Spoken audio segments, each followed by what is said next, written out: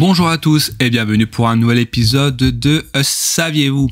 Aujourd'hui, dans cet épisode, on va se pencher sur l'histoire du ballon rond, le ballon de foot. À votre avis, pourquoi le ballon de foot est blanc et noir? Avant de recevoir votre explication sur cette connaissance totalement inutile, car en plus je vous rappelle que c'est la Coupe du Monde de Qatar en ce moment, et ça sera peut-être l'occasion du coup d'exposer votre science lors des matchs de l'équipe de France ou de l'équipe que vous allez soutenir. Avant du coup de rentrer dans les explications, n'hésitez pas à vous abonner si ce n'est pas encore fait, et ce, peu importe la plateforme sur laquelle vous m'écoutez. Également, peu importe la plateforme sur laquelle vous m'écoutez, n'hésitez pas à mettre un commentaire positif, une note positive afin de continuer à faire vivre le podcast. Et maintenant que l'introduction est faite, on va rentrer dans le vif du sujet. Et déjà, contrairement à ce que l'on pourrait penser immédiatement, le ballon rond n'a pas été créé en même temps que le football moderne, mais a en fait une histoire bien plus longue que nous l'imaginons. En effet, on retrouve les premières traces de celui-ci en Chine où il était utilisé dans des exercices militaires. C'est alors une balle en peau d'animal remplie de cheveux ou de plumes. Un peu plus tard, à la Renaissance, le ballon sera alors modifié pour devenir une vessie de porc gonflée à l'air et recouvert de cuir afin de lui assurer une résistance au choc et également pour lui assurer qu'il puisse rebondir.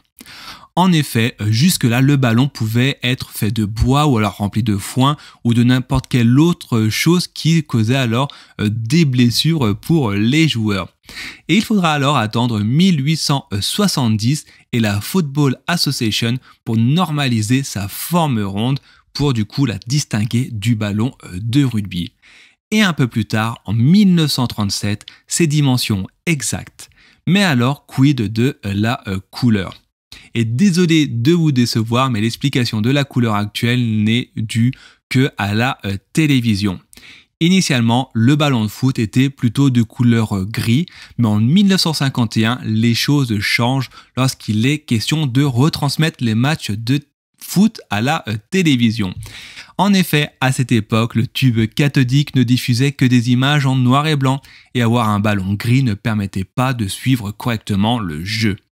Ainsi, le ballon rond a eu le droit à une jolie couleur blanche afin d'être plus visible pour les téléspectateurs de l'époque. Un peu plus tard, en 1970, s'ouvrit la Coupe du Monde de football au Mexique et en même temps, la télévision en couleur faisait son apparition dans les foyers.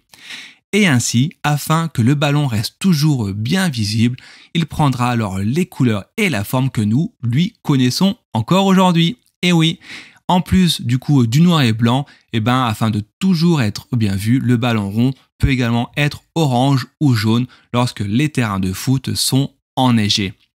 Et voilà, une nouvelle fois, vous avez une connaissance inutile que vous pourrez alors étaler lors des prochains matchs de foot que vous regarderez avec vos amis et votre famille.